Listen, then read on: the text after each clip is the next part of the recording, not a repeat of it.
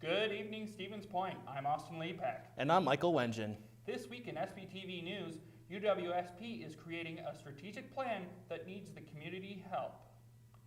A unique Valentine's event, and the verdict of President Trump on the impeachment trial. All of this and more when we return.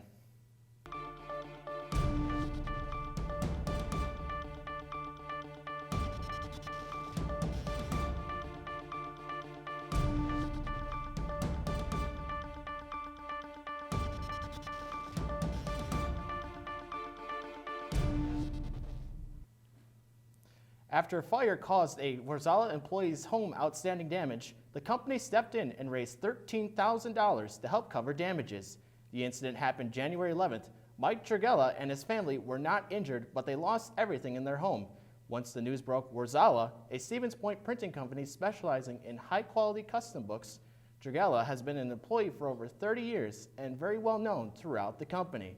The local company started a GoFundMe page hoping to raise only $1,000, but by the end of January, $13,500 was raised from over 180 donors. Brienne Petruzak, Director of Human Resources at Warzala, said they were, quote, inspired to help raise funds to support Mike and his family during this difficult time, end quote. The family is still accepting donations, and if they wish so, to donate, visit the Mike and Becky Fire Relief in the search bar on the GoFundMe website. Looking for a new job or summer internship? On Tuesday, February 18th, there will be a career and internship fair in the Laird Room of the DUC. The fair offers students a chance to meet employers and discover new opportunities. It is recommended students bring multiple copies of their resume and wear business casual clothing, as this is a professional event.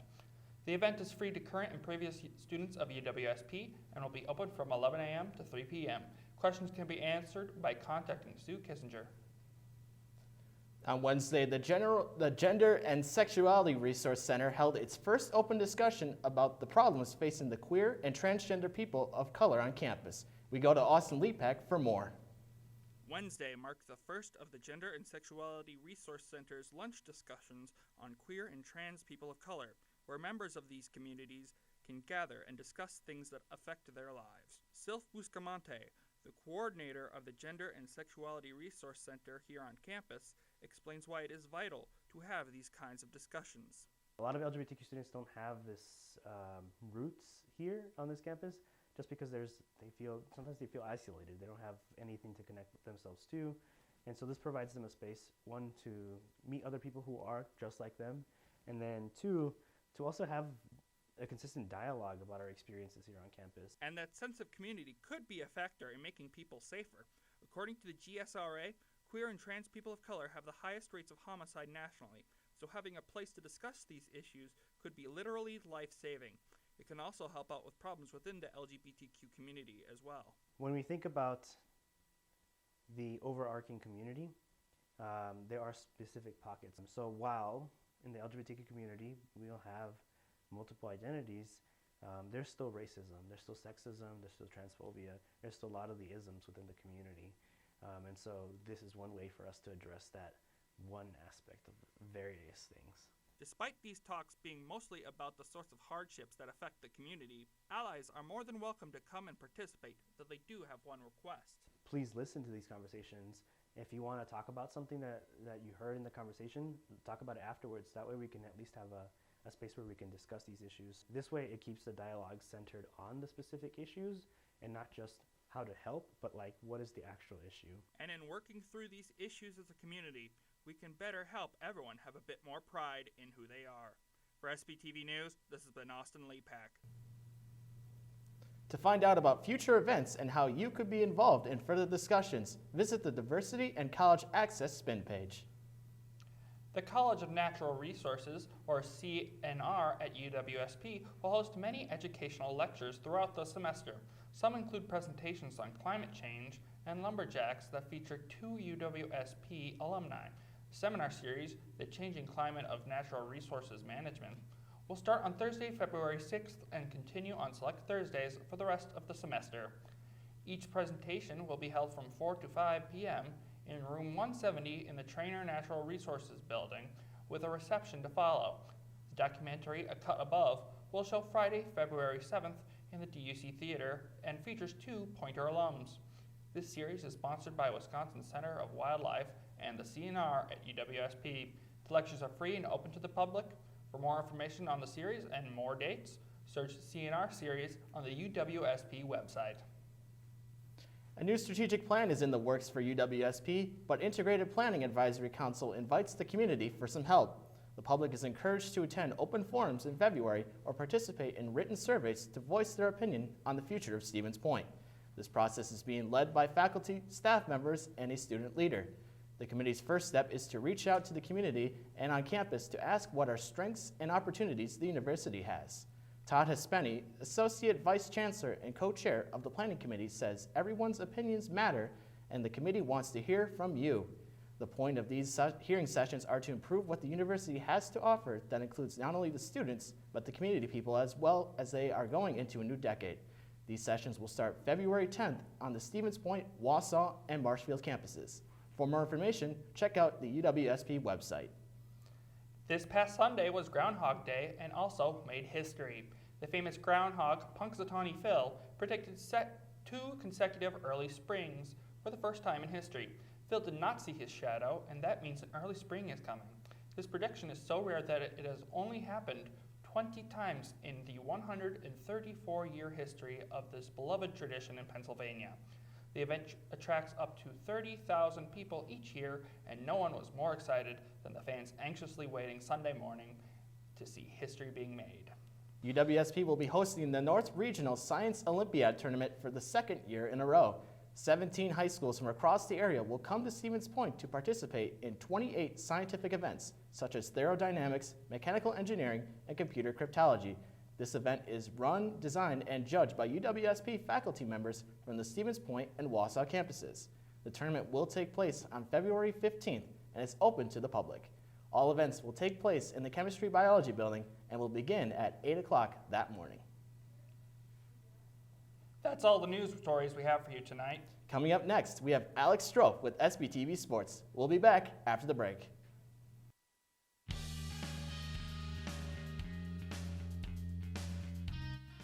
Warzala, the 7th largest book printer in North America, is hiring students for the semester. We are 100% employee-owned and located right here in Stevens Point, Wisconsin. All shifts currently hiring, with jobs starting at $10.80 an hour. Hours are flexible. For more information, contact the Warzala HR department.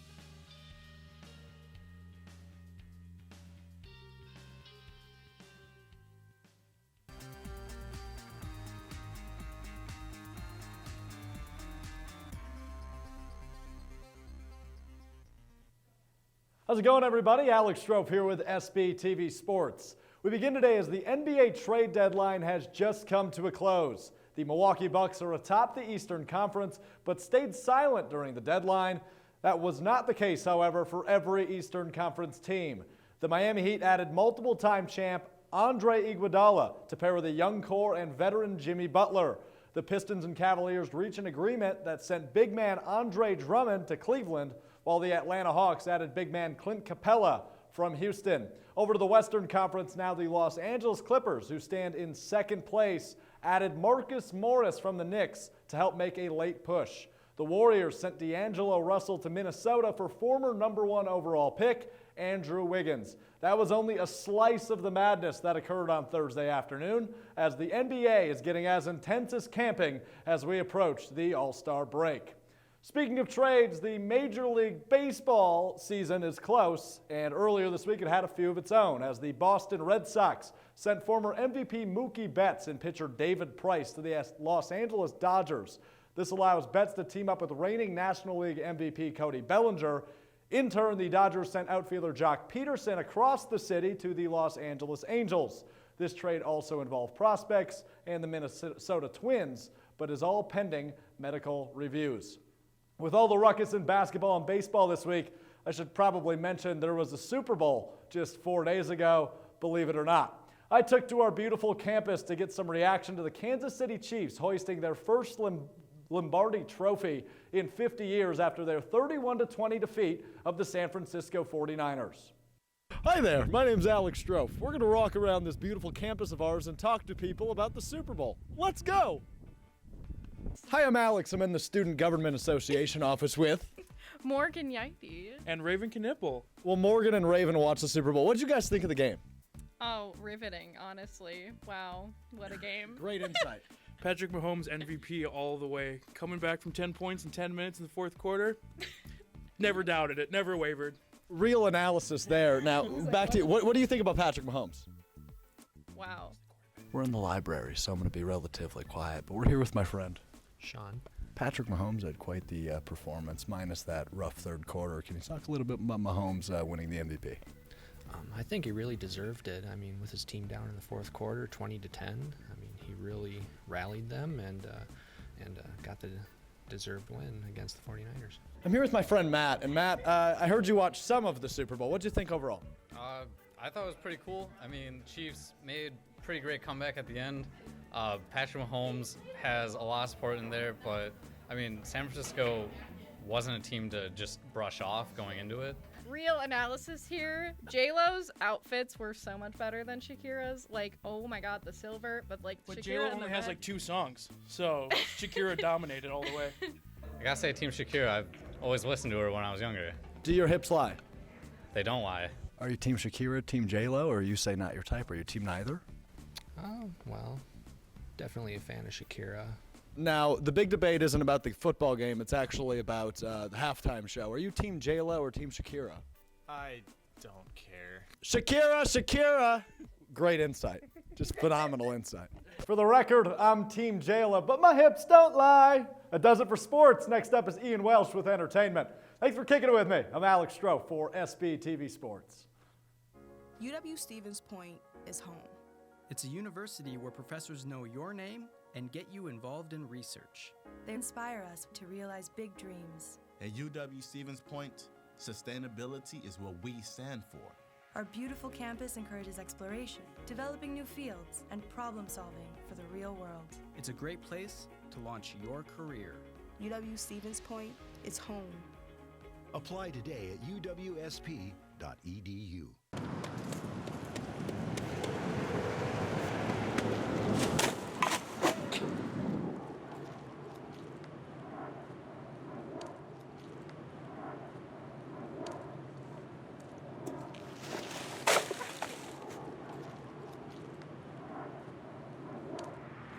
So I hear they have like a sale at the DUC or whatever. Yeah. Some like type of coffee.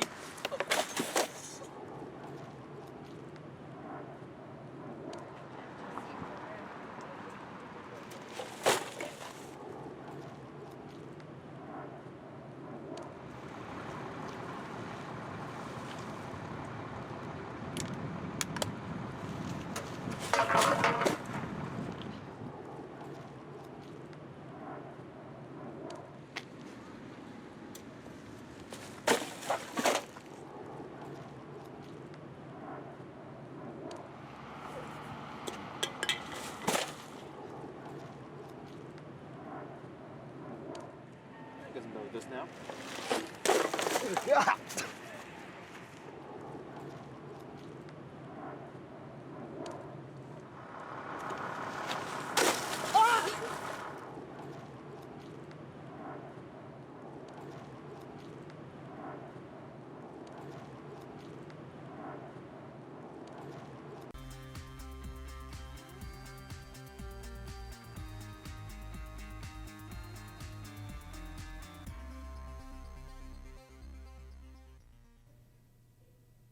Welcome back. Are you tired of the traditional Valentine's Day gifts like flowers and chocolates? Trust me, I am. Well, Sanitarium Productions has an event that breaks from those traditions in a very energetic way. I got us a special sneak peek at this upcoming event. Entertainment will be hosting a funk concert this Valentine's Day with the band Kua and the Comrades. This event breaks away from the traditional Valentine's Day celebrations. According to event producer Molly Andre and focuses on having a more upbeat and fun environment for all students. Instead of doing some like romantic kind of theme, I was hoping to do more upbeat so people would be dancing, people could have fun, you know, people that didn't have dates didn't feel like pressured to get one. You know, everyone could be included and just have a great time. I just wanted it to be a very upbeat event, and I didn't want it to be all lovey-dovey on Valentine's Day. Hua and the Comrades are a band originally from Milwaukee, and there will also be an opening act from a local quartet right here in Stevens Point. This event will also feature food, fun, and fantastic door prizes. We're partnered with 90FM on this concert, and 90FM is working on getting confirmed business donations. For sure there will be an Arbuckles gift card included, and then I do know that there's band t-shirts and jewelry that will be in the basket. So if you are looking for a fun way to get together with friends, meet new people, and listen to some fun and upbeat music, this is the chance to break from the traditional Valentine's Day celebration and try something new. I think the biggest benefit of this concert is it's not like at 10 o'clock at night where you can, you know, either grab dinner beforehand, have a romantic night, or whatever you want to do, or you can come in for a while and go see a movie. You know, it's positioned at 8 o'clock, so, you know, you can still have other opportunities to celebrate Valentine's Day however you choose. This event will take place on February 14th at 8 p.m. located in the Encore building of the DUC building. This event is free with a student ID or $5 without. If you would like more information about the event, you can contact the Center Entertainment Productions office or on their spin page. This Sunday night, the 92nd Oscars will award the best movies of 2019. The year was full of incredible films. Joker received the most nominations at 11, but Once Upon a Time in Hollywood, The Irishman, and 1917 are right behind it at 10 nominations each. People have started to release their predictions for who will win. Joker and Parasite are popular choices for Best Picture, while many think Quentin Tarantino's Once Upon a Time in Hollywood and Sam Mendes's 1917 are neck and neck for Best Directing.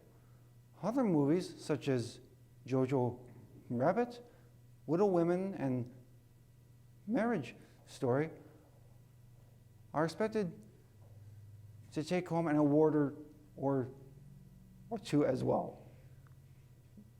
We will not only see amazing actors that night, but amazing singers as well. Billie Eilish, Idina Menzel, Elton John, and many others are performing throughout the night. You can catch the Oscars on ABC this Sunday at 8 p.m. Eastern or 5 p.m. Central Time. Speaking of Oscar-nominated films, Center Entertainment is showing Knives Out this Saturday at 6:30 and 9:30 p.m. Knives Out is a whodunit murder mystery film nominated for Best Original Screenplay. It stars well-known actors Chris Evans, Daniel Craig, and Jamie Lee Curtis. The film will be shown in the DUC Theater. And that's all the entertainment stories we have for you this week. Coming up next is Brianna Schmidt with Pointer Politics. I'm Ian Welsh with SPTV Entertainment.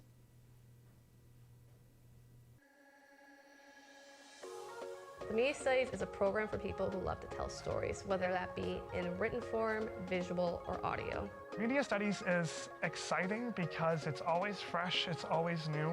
Media is at the center of everything we do. More and more people are asked to engage with media and use media. Our program really provides students with skills and techniques to be better prepared for that in the future.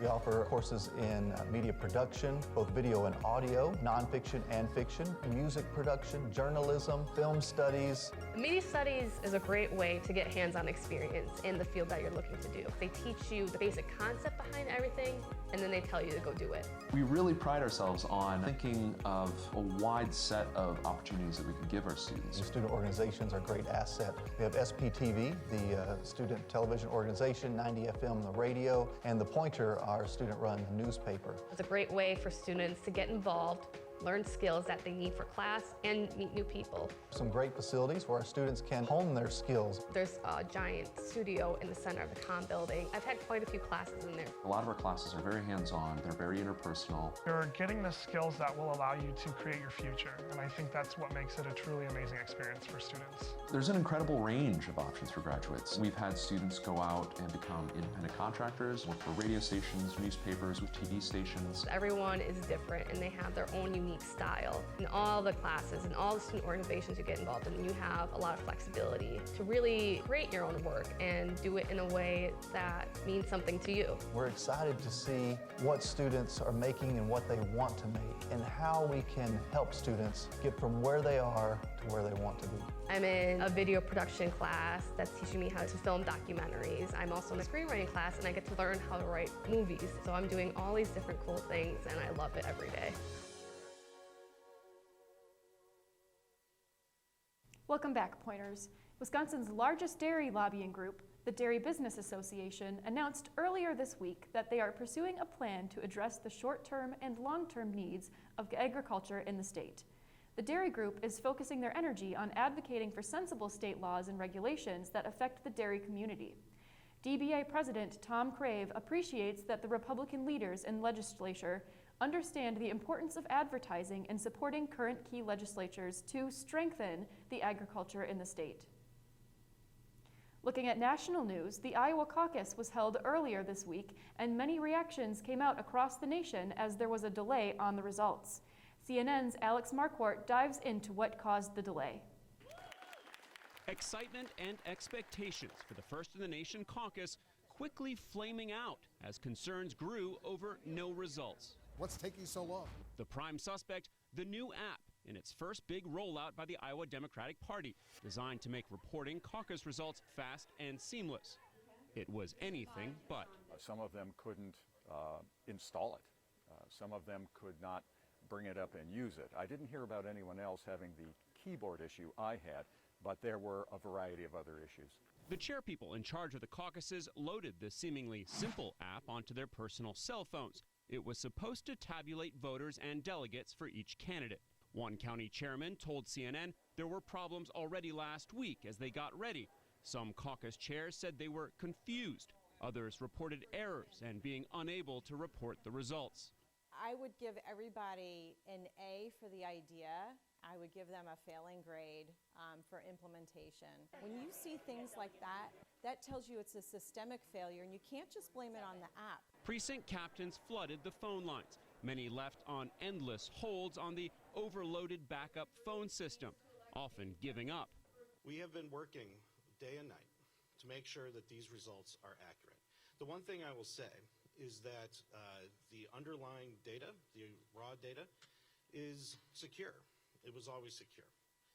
This was a coding error in one of the pieces on the back end, but the raw data, the data that has come in, is secure. The company behind the app, called Shadow, apologized on Twitter, saying, "We sincerely regret the delay in the reporting of the results of last night's Iowa caucuses and the uncertainty it has caused to the candidates, their campaigns, and Democratic caucus goers." State and federal officials insist there was no foul play, no hacking involved. But the Department of Homeland Security, which plays a crucial role in securing the presidential election, says Iowa Democrats didn't take them up on an offer to test the app for flaws. So our Cybersecurity and Infrastructure Security Agency has offered to test that app from a hacking perspective. They declined, and so we're seeing a couple of issues with it. I would say right now we don't see any malicious cyber activity going on. The results coming out 2 days after the event show Buttigieg in the lead and Sanders in a close second. The Senate voted on the impeachment trial on Wednesday and voted to acquit President Trump. CNN's Steve Nans reports on the results. After a months-long investigation and a 3-week-long trial, the Senate is poised to acquit President Donald Trump in just the third presidential impeachment trial in U.S. history. The Wednesday afternoon vote coming after a contentious, mostly partisan trial. Democratic House managers accusing the president of abuse of power and obstruction of Congress, saying he withheld aid from Ukraine in exchange for an investigation into former Vice President Joe Biden and his son. When the president tries to coerce an ally to help him cheat in our elections and then covers it up, we must say enough. The president and his legal team maintaining he did nothing wrong and that there was no grounds for removal. We've never been in a situation like this in our history. We have an impeachment that is purely partisan and political. The Senate rejected a Democratic-led effort to call witnesses and subpoena documents last Friday, setting the stage for the conclusion of the trial. The only Republican to break ranks with his party on the final vote, Senator Mitt Romney. The grave question the Constitution tasks senators to answer is whether the president committed an act so extreme and egregious that it rises to the level of a high crime and misdemeanor. Yes, he did. The president did not mention impeachment in Tuesday's State of the Union address, but throughout the entire impeachment process, he and his closest supporters have maintained that the trial should come to a swift end. In Washington, I'm Steve Nannis reporting. With a 52-48 vote, President Trump is the third president in history going through an impeachment trial. He is the first president to be impeached and run for re-election.